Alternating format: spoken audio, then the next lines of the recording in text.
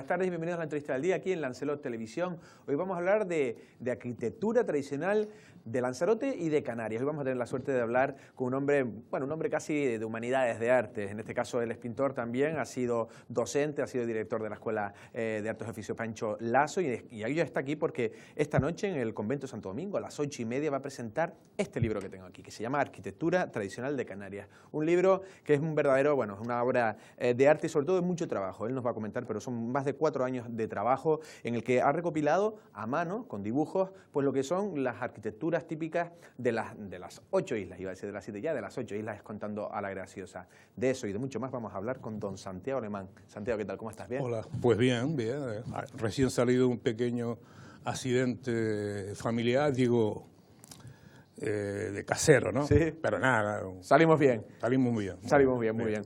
Pues Santiago, vamos a hablar de arquitectura tradicional de Canarias. La verdad que es un libro estupendo. En primer lugar, ¿cuántos dibujos hay aquí? Pues distribuidos en 360 láminas hay más de 1000 dibujos, alrededor de los 1050, 1060, porque hay láminas que unas tienen 2 dibujos, hay algunas que tienen hasta 24 dibujos en la misma lámina, de pequeño formato, pero incluidos ahí como son los tipos de puertas, de ventanas, de balcones y demás. ¿Cómo hiciste para dibujarla? ¿Fuiste a los sitios? ¿Te pasaste en un tipo de documentación? ¿Cómo? Sí, bueno, yo ya tenía en mente después del libro de Tesoros de la Isla hacer algo más amplio. Y ya iba guardando imágenes que iban apareciendo, aparte de libros, también revistas de National Geographic, imágenes que aparecían por ahí sueltas, incluso visitas al Museo Canario en Las Palmas, el Museo Arqueológico también de Tenerife, la biblioteca de la Universidad de La Laguna. Pues en todos esos sitios iba buscando fuentes de información, porque tengo que decir que en un principio la idea no era hacer exclusivamente de Canarias, sino mi proyecto inicial era hacer a nivel global del planeta, distribuyendo las construcciones por zonas climáticas, a tal clima, tal tipología constructiva, que era aprovechamiento de recursos materiales y demás. Pero cuando empecé a tocar dibujos, imágenes representativas del acervo cultural de Canarias, digo, aquí tenemos nosotros material más que suficiente para hacer no uno, hacer varios. Claro. Pero claro, el tema está hasta qué punto Canario, nosotros, quienes nos han gobernado, quienes han tenido competencias en la parcela cultural y patrimonial, cómo es que le han vuelto la espalda de esa manera a toda esta realidad patrimonial. Entonces, viendo por todas las islas me voy dando cuenta de que están prácticamente en extinción, ¿no? La mayoría. Entonces, ese libro, que quiere ser una semblanza, no es ni un catálogo, no es un inventario, puesto no se somete a la totalidad, es un muestrario que intenta extrayendo lo más representativo de las islas, pero ya no de lo que es. El más del 80% de lo que está ahí recogido fue ya, está en el pasado, se han perdido, se han destruido, se han dejado, se han abandonado, desidia, ignorancia, incompetencia, pues ya, de todo un poco. Santiago, bueno, ya has estado explicando parte de lo que sale en el libro, pero para el que lo adquiera, porque esta tarde también lo pueden adquirir, ¿qué se van a contar? Y lo digo para que, ¿cómo has estructurado el libro?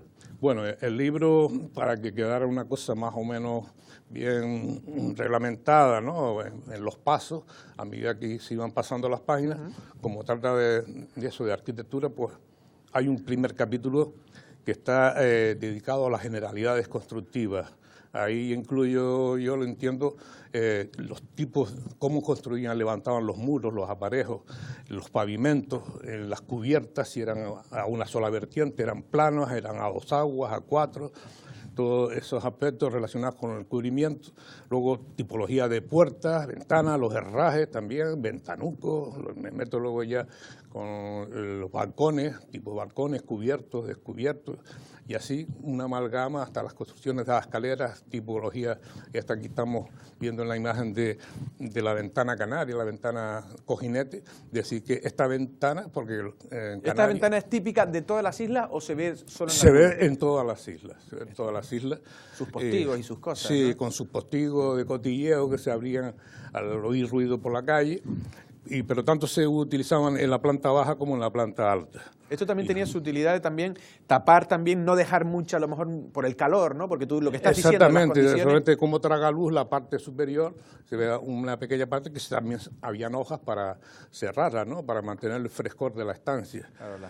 Y esto es una ventana que te quería decir, es que se importó de Canarias, porque es autóctona de Canarias, a Sudamérica. En Colombia hay muchísimas ventanas de este tipo, en Ecuador. O sea que Canarias ha importado y también ha exportado, en lo que se ha dicho siempre, ¿no? Canarias es puente entre civilizaciones. Si quieres ir comentando las que nos está lanzando aquí el realizador. Estamos viendo una noria que está en Fuerteventura y unas pequeñas maretitas descubiertas en Tefida, también en Fuerteventura, noria que fue introducida pues, por los egipcios, ¿no? También del mundo árabe. ¿Qué caracterizaría, por ejemplo, a Fuerteventura? Ya que estamos hablando ahora, por ejemplo, del tipo de construcción. Pues Fuerteventura, de entrada nos encontramos unas planicies inmensas, yo la llamo la isla de las montañas violetas y azules, por la lejanía. Tenemos claro que en la teoría del color, cuanto más alejado esté un objeto, más frío se va viendo, y los colores fríos son violeta, fundamentalmente, y sobre todo los azules. Pero luego contrastas con los ocres, los rojos del Cusco, y decir que es una isla dura, es fuerte, esa inmensidad. Para mí es sensación de libertad, para otro es sensación de soledad, de haberse perdido y tal. Al pobre Unamuno le dijeron eso, ¿no? Creo que lo llevaron para pero allá. sabiendo entenderla, tiene unos atractivos impresionantes. Hay gente que sí que Fuerteventura. Y luego que permite, pues, reúne materiales, es la que tiene más agua en el subsuelo, un barranco, molinos, barrancos, molinos, y extraen, y son gente que han buscado una filosofía de vida muy inteligente. Vamos a ver, por ejemplo, aquí tenemos chimeneas primitivas de Lanzarote, entiendo que pone... Sí, esta tipología de chimeneas que son las más cercanas a la cultura también árabe, las influencias, porque apenas se utilizaba la madera, casi son como esculturas modeladas, ¿no? En adobe, y luego recubiertas de cal, enjalbegadas. Hombre, esa de abajo tiene un estilo árabe, parece, sí, ¿no? Sí, ¿no? Evidente. Todas, evidentemente. Bueno, esto es un molino. Este molino de bombeo, de extracción, ¿no? Porque es para subir el agua salada a los cocederos en las salinas, y luego de los cocederos que pasarán a los tajos, que son los tanquitos más pequeños. Pero estos son, por ejemplo, de pala mecánica, y que se orienta por medio de la veleta en la dirección del viento, ¿no? Un molino tradicional. Ahora no sé si seguimos, estamos aquí. Bueno, esto es el archipiélago de la Graciosa. Esto es un rincón representativo de la Graciosa, también con sus chimeneas, que en un rincón pequeño hacen como un muestrario. Ahí encuentras diferentes tipos de enfocar, y son, como decíamos antes, ¿no? Son auténticas esculturas modeladas, todo, porque todo eso está hecho... Pero Santiago, por ejemplo, ahora hablando de la Graciosa, si uno va a Caleta de Sebo y va a Pedro Barba, no tienen nada que ver. Pedro Barba, ¿qué fue? Porque tiene un estilo distinto. Pedro Barba era un pueblo independiente, con sus caserías, incluso con su escuela. Y lo que pasa es que las construcciones allí eran muy sencillas, eran construidas a piedra seca, que se llama, sin apenas mortero ni barro, y dejando mucha texturización, mucha textura en la parte exterior. Y las ventanitas muy pequeñas, muy hundidas, lo mismo que las puertas. Y luego eso fue adquirido por un grupo entre arquitectos, médicos de la Gran Canaria y de Tenerife. Vamos, que el pueblo se quedó vacío a principios de los 60 y ya se convirtió, pues, en un centro de ocio, un lugar de ocio. Hay que decir. ¿Pero alteraron entonces el estilo originario? No, al contrario, respetaron perfectamente las texturas de la piedra, esa rugosidad que tiene, los techos, la forma de las ventanas muy pequeñitas. Ahí en el libro se incluyen también dos imágenes representativas de la arquitectura que se ha preservado allí. Todo lo contrario de Caleta del Seo. Vale. Ahora vamos a seguir hablando de otras cuestiones y volveremos también con algunos de los dibujos. El objetivo del libro tiene también, tú conoces bien lo que es un centro de educación y la enseñanza, ¿tiene una función pedagógica? ¿Esto servirá para la gente que quiera por estudiar? supuesto, es que ya llega un momento que lo llaman de formación profesional, pero estar 38 años metido en la enseñanza y aparte verla como algo apasionante, ¿no? Pues trabajar con los alumnos, transmitir conocimientos, recibir conocimientos y manifestaciones, pues todo eso te enriquece como persona y como docente. Y siempre he llevado que cualquier cosa que haga, porque lo llevo a mi terreno, ¿no? Que las carencias que yo notaba de mi infancia, cuando íbamos a la escuela, cuando estaba considerado subversivo el hablar de temas relacionados con Canarias, ¿no? Yo recuerdo incluso, saliéndome un poco del tema, que cuando estaba estudiando Bellas Artes en Madrid, en el aeropuerto, para pasar las aduanas, me confiscaron 2 libros de historia de Canarias, uno de Agustín Millares, que me había regalado mi abuelo, porque se consideraba subversivo. ¿Sí? Era un libro, estaba terminante prohibido hablar de la historia de Canarias. De todas maneras, te iba a decir, porque tú también has sido crítico, y el tema de cómo en la educación, que ahora está gobernada o dirigida por el propio gobierno de Canarias, pero no sé si ¿crees que la temática canaria está bien tratada en los centros educativos? Para nada, para nada.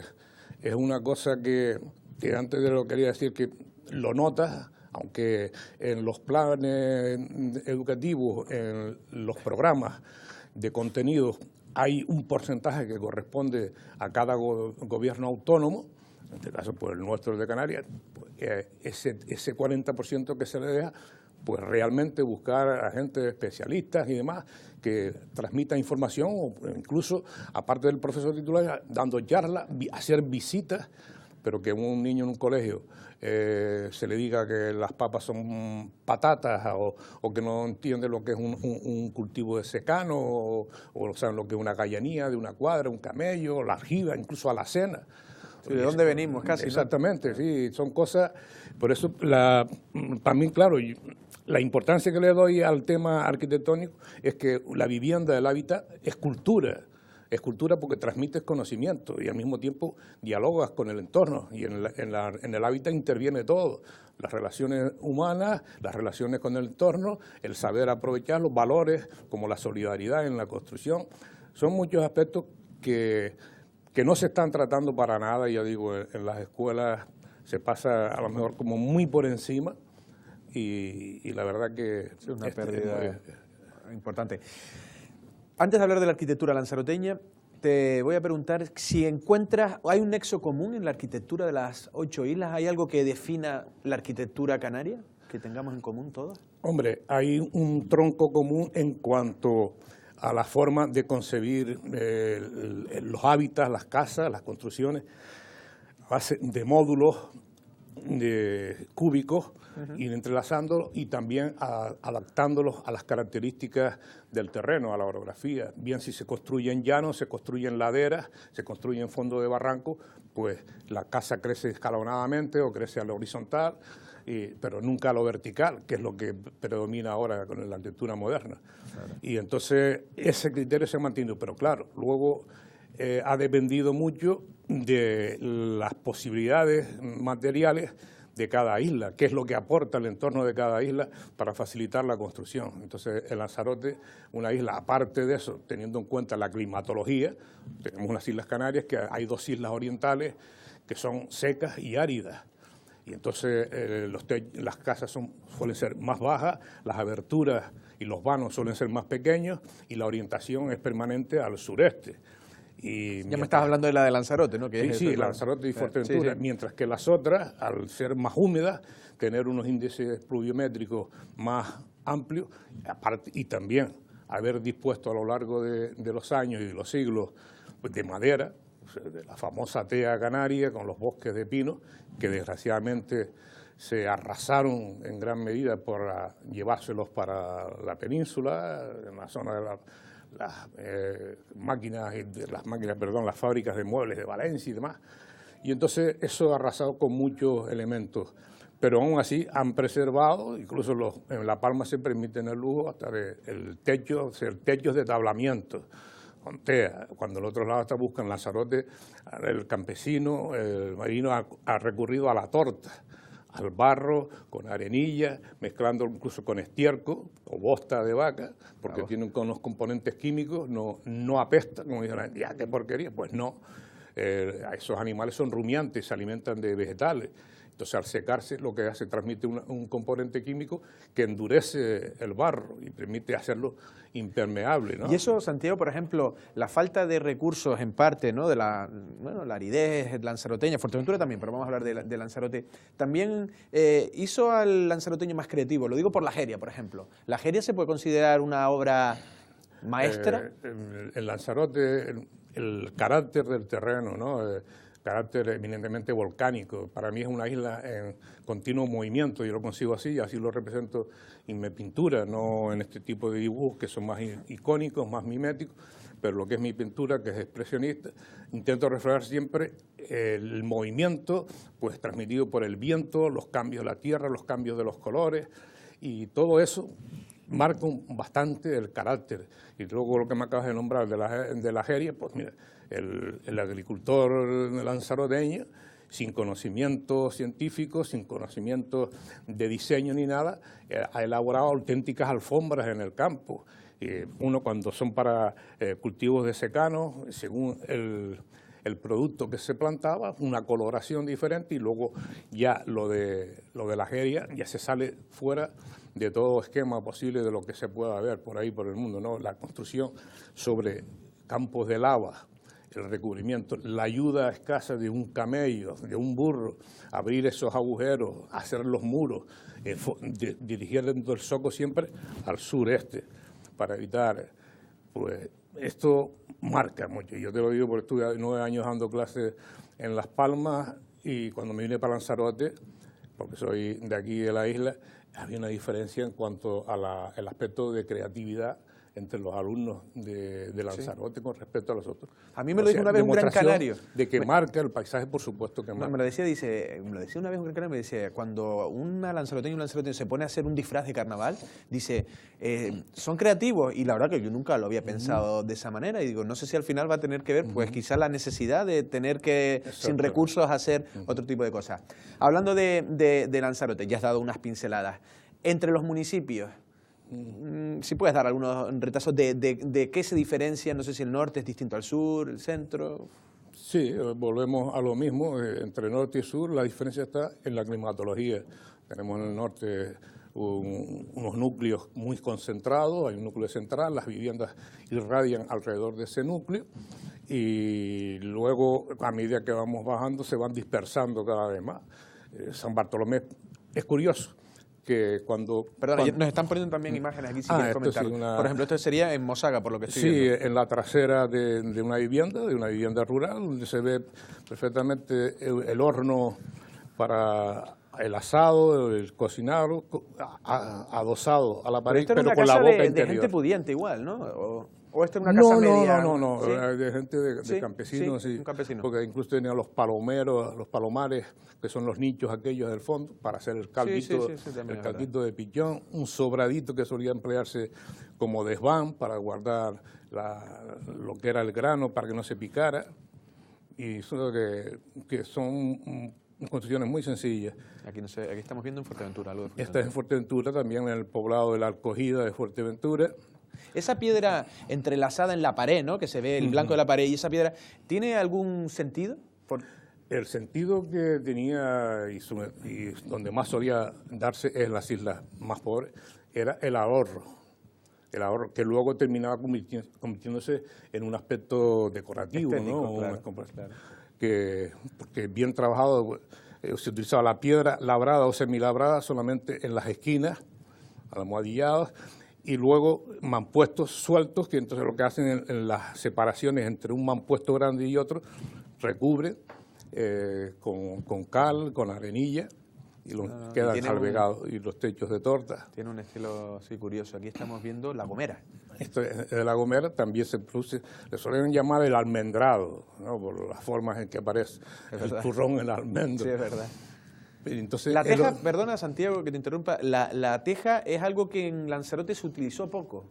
La teja, claro, eso es otro signo de poderío económico casi, ¿no? Y aparte de eso, de tener en el entorno las posibilidades, porque esta gente tiene muchos hornos para la cerámica, aquí se hace un hornito para comer y salir y seguir viviendo, ¿no? Y aquí en este caso concreto, bueno, ahí había la teja, teja árabe, que es la más abundante, que es la teja curvada, castellano-árabe, que es la de más utilización. Pero luego está la teja plana, que es la que se le llama francesa y holandesa. Hay un caso curioso que siempre me llamó muchísimo la atención y por eso, gracias al libro, he tenido la oportunidad de plasmarlo y si nos vamos por el hierro, se los comentaré, que es cómo en todas las islas lo más que se utiliza, o casi en exclusividad, cuando se utiliza la teja, es la teja árabe y castellana, la curvada. Y en el hierro, la más lejana, la más apartada de todo, utiliza exclusivamente teja plana. Y encima los hastiales, que son las partes laterales, el cabecero y el trasero del edificio, sobresale por encima, no sé si verá alguna imagen de eso. No lo sé. Sí. Bueno, vale, porque ya estamos llegando, ya me dicen que ya casi hemos llegado al final y también yo creo que esto está sirviendo de aperitivo, quien lo esté viendo y quien le interese, yo creo que te está sirviendo de reclamo, yo creo que, a mí me parece muy interesante, pero ya me han dicho casi que llevamos 20 minutos y ese era el tiempo, pero aún así tengo otras preguntas que hacerte. Lo digo porque eres una persona que también interesa mucho y tu voz siempre en cuando se habla de protección o de patrimonio, es importante. Tú has sido crítico, siempre has mostrado tu punto de vista. Hay teorías, bueno, la pregunta es, ¿tú crees que se ha fallado en la forma de proteger el patrimonio? Por supuesto, de atrás adelante. ¿Qué se ha hecho mal? ¿O qué se debería hacer? Es que no termina de hacerse una planificación y un listado y marcar las directrices, las características que debe reunir cada monumento para su preservación. Empezando primero, cualquier población que se precie de culta tiene su casco histórico que lucha por mantenerlo. Y eso lo podemos ver en cualquier país, en la península o aquí en Canarias, lo vemos en La Palma, lo vemos en La Laguna y demás, pero manteniendo, o sea, lo que no puede haber es esa aglomeración de estilos eclécticos con una mezcla y es más, incluso aquí en Lanzarote se ha llegado pues al derribo de joyas arquitectónicas aprovechando el fin de semana, con nocturnidad, alevosía y política de hechos todo consumados, lo que me lo cargo y... Sí, entonces habría que hacer un listado y luego hacer una acción que sea eficiente y operativa. Por ejemplo, ahí está la Molina de Mátger, que se destruyó cuando el huracán el Delta, y ahí ha seguido destrozada. El patrimonio, por ejemplo, de los molinos y demás, está todo en el suelo, no hay nada que funcione. No hay un núcleo poblacional que sea representativo como un parque temático. Pero ya digo, si se elabora eso, hay que tener en cuenta también una cosa, ¿no? que hay familias que son poseedoras de bienes que se pueden catalogar como históricos, que reúne todas las condiciones etnográficas e históricas por su calidad y su forma constructiva. Pero esa familia, como suele ocurrir muchas veces, es muy amplia, los herederos son muchos, hay problemas generacionales en cuanto al traspaso de bienes y también que hay también muchísimos casos de personas que poseyendo un tesoro no tienen medios económicos para poder... ¿Y cuál es la solución, Santiago? ¿Cómo se hace? Porque aquí la gente dice, ¿quién lo paga? Es ahí donde falla la política cultural de los diferentes gobiernos que hemos tenido y luego las parcelas no solamente a nivel de gobierno, digamos, autonómico, gobierno a nivel nacional y luego los gobiernos insulares, cada uno, empezando por los cabildos, que es el que tiene la responsabilidad en la conservación del patrimonio. Habilite usted las medidas necesarias mediante subvenciones, mediante apoyo, orientaciones, lo que sea, para que eso no se pierda ahora cuando hay un abandono total. solamente consiste en prohibir por prohibir, pero cayéndose que ya llegan a suponer incluso hasta un peligro para las personas. Yo creo que estoy de acuerdo porque yo creo que, por ejemplo, el otro día lo veía, lo que estabas diciendo antes, lo de el Cimborrio, no sé si era el nombre de la iglesia de San Ginés, que lo quitaron por seguridad y lo hicieron muy bien, pero la pregunta es ahora, ¿cuándo lo pondrán? Porque la gente para quitarlo es rápido, pero para poner o reponer... Exactamente. Y sobre todo luego, ¿quién lo paga? Porque se quita, pero no hay un plan luego de rehabilitación e inmediatamente reponerlo en el sitio que estaba. Había gente que decía que debe pagar quien te lo nombra, es decir, si yo tengo una casa, pero como dices tú, depende de no sé cuántos herederos, y tú me lo nombras o me lo catalogas, debes de darme tú la solución económica. No sé si tú estás de acuerdo. Por supuesto, yo entiendo, por eso te digo que analizando luego el nivel económico de cada familia, de cada propietario, no queda más remedio y tiene que asumirlo pues la autoridad competente, llámese cabildo, llámese gobierno, pero claro, estamos viendo que la parcela cultural, ahora mismo, ahora que estamos hablando de Canarias, yo es que me quedo impresionado cada vez que hay un cambio de legislatura y se hace el reparto de las consejerías, las distintas consejerías y la composición del gobierno. Llevamos varias legislaturas en que la parcela cultural, el aspecto consejería de cultura, suele estar mezclada con asuntos sociales, patrimonio, vivienda y no sé cuántas cosas más. Ahora es turismo, cultura y deporte. ¿Y por qué no está conectada con educación? Es que yo no entiendo la cultura sin educación, como de la misma manera no se puede entender la educación sin cultura. La verdad que sí. Santiago, ya nos tenemos que ir, me han dicho que nos hemos ido muchísimo de tiempo. Ya para hablar para terminar con el libro, ¿no? Arquitectura tradicional de Canarias. Esta noche lo presentas en el convento, sí. Pero creo que también va a salir de aquí, ¿no? Sale de Lanzarote. ¿Qué tienes previsto? Sí, por lo que tenemos con los compañeros de la editora, pues será presentado en Tenerife el día 16, en el Colegio de Arquitectos, luego en Gran Canaria, en Las Palmas, en la Casa Colón, el día 18, y luego el 4 de enero iremos a Fuerteventura en el auditorio de reciente construcción, y luego ya ver si después de todas las Navidades podemos ir a las islas que nos quedan, que serían La Gomera, La Palma y El Hierro, que para mí es de las más impresionantes de todas. Pues claro, porque esto es de toda Canarias. Santiago, ha sido un verdadero placer. Muchísimas gracias. Gracias a ti por permitirme transmitir. Muy bien, gracias. Las palabras de Santiago Alemán, en este caso autor de Arquitectura Tradicional de Canarias. Quien esté viendo la entrevista, que lo sepa, que a las 8:30 en el Convento Santo Domingo de Teguise pues se va a hacer la presentación del libro. Él podrá atenderles personalmente y, por supuesto, podrán adquirir el libro. Podríamos haber estado hablando de, bueno, no solo de problemas también, de la conservación, del patrimonio, de las casas de la arquitectura, pero sobre todo también hemos hablado, lógicamente, de estos más de 1000 dibujos en el que se trata lo que es la arquitectura tradicional de Canarias, hechas a mano, ¿no? Un trabajo de casi 4 años, ¿no? Y en el que podríamos haber estado comentando una a una láminas en las que podríamos hablar no solo de Lanzarote, de la que hemos hablado, sino del resto de las 7 u 8 islas Canarias. Nosotros sin más nos despedimos. Pasen una feliz tarde.